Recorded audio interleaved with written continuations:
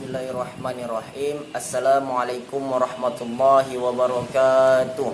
Alhamdulillah wa syukrulillah, thumma salatu wassalamu ala rasulillah wa ala alihi wa sahbihi wa mawalah.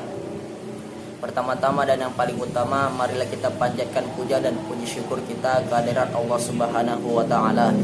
Tak lupa kita bersalawat kepada baginda besar Nabi Muhammad sallallahu alaihi wasallam. Semoga dengan kita banyak bersalawat kepadanya, kita mendapatkan syafaatnya di yaumil akhir kelak.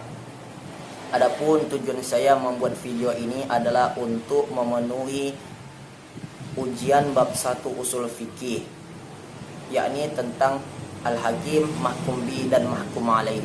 Perkenalkan, nama saya Muhammad Adiansyah Sembiring. Saya dari kelas 12 Ilmu Agama 3. Al-hakim, menurut etimologi, hakim adalah orang yang memutuskan hukum. Menurut kajian usul fikih, al-hakim adalah pihak penentu atau pembuat hukum syariat secara hakiki. Di dalam al-hakim perlu kita ketahui peran Allah Subhanahu wa taala, Rasulullah dan mujtahid.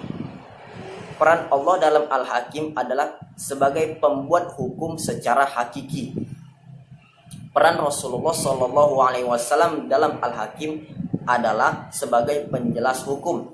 Sedangkan peran mujtahid adalah sebagai perumus atau penjabar hukum. Perlu kita ketahui, mujtahid adalah seseorang atau seseorang yang bersungguh-sungguh dalam memutuskan suatu perkara atau memutuskan hukum. Mujtahid atau disebut juga orang yang berijtihad untuk memutuskan suatu perkara menjadi sebuah hukum. Di dalam al-hakim ada namanya hukum syara'.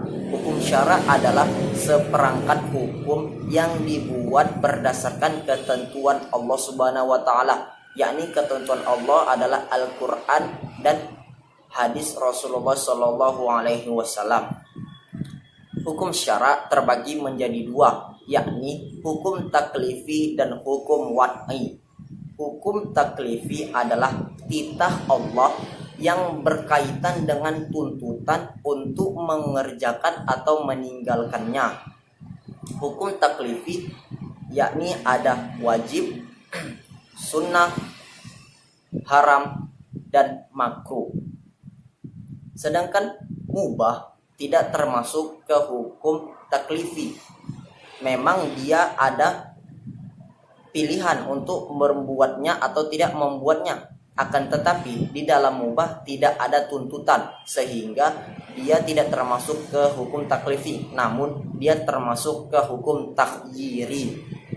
Yang kedua itu hukum wad'i. Hukum wad'i adalah tidak berkaitan langsung dengan perbuatan. Tidak langsung dengan perbuatan, namun dia berkaitan dengan perbuatan manusia. Berkaitan dengan hukum taklifi. Di dalam hukum wad'i yakni adanya sebab, syara' dan mani'.